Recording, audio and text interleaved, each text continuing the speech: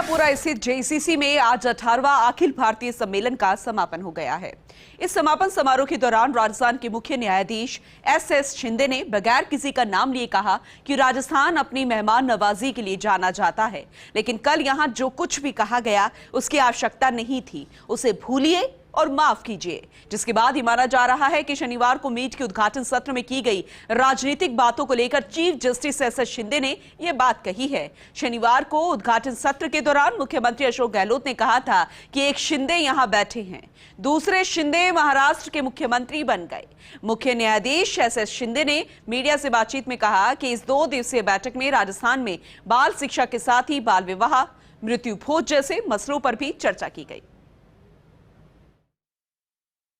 ये 2 दिन में राजस्थान की जो हॉस्पिटैलिटी है और राजस्थान का जो एक कल्चर है वो सब मिला के हमने कोशिश की कि जो भी पार्टिसिपेंट्स यहाँ आए थे उनको रियलाइज़ हो कि राजस्थानी हॉस्पिटैलिटी क्या है, कल्चर क्या है।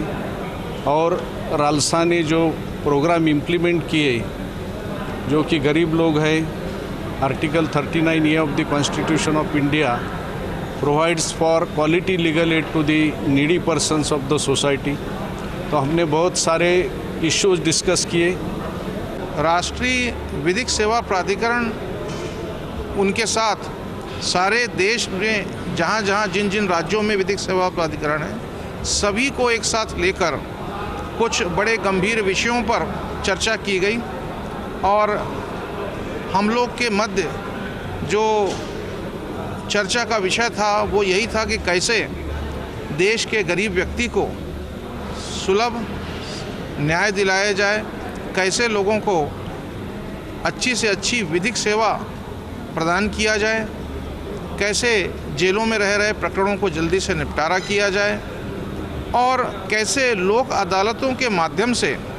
न्यायालय में जो लंबित प्रकरण हैं उनका त्वरित निपटारा कराया जाए। इस दौरान में विभिन्न सत्रों में विभिन्न मुद्दों पर चर्चा की गई, जिसमें जेलों में यूटीपीज़ की बढ़ती संख्या इत्यादि पर भी था। हमने ई प्रिजन से रिलेटेड न्यू इनिशिएटिव्स लॉन्च किए जो आम जन के लिए citizen service portal, legal services portal और इसके अलावा ई कस्टडी सर्टिफिकेट और ई पैरोल मैनेजमेंट सिस्टम के लिए लॉन्च किए गए। इसके अलावा हमने इस वर्ष जबकि हम 75वां स्वतंत्रता दिवस मना रहे हैं, हमने UTRC @75 लॉन्च किया है, जिसमें हम 75वीं वर्षगांठ के अवसर पर हमारी अंडर ट्रायल रिव्यू कमेटी की बैठकों को और प्रभावी ढंग से करते हुए एक विशेष कैंपेन लॉन्च कर रहे हैं। और हमारी कोशिश है कि जो भी UTRC में एलिजिबल पाया जाता है उन सभी को हम कुछ लाभ जमानत के रूप में दिलाने के लिए संबंधित न्यायालयों से प्रार्थना करें।